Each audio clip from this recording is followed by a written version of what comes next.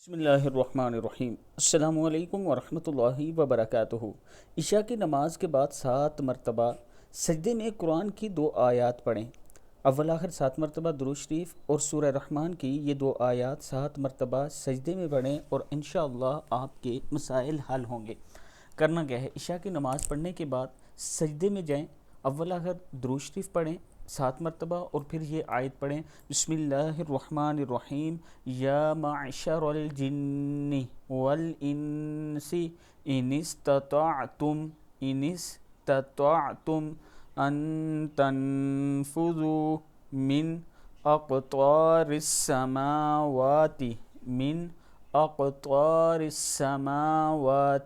والارض فانفذوا لا تنفذون الا بسلطان فبأي آلاء ربكما تكذبان۔ صدق اللہ العظیم۔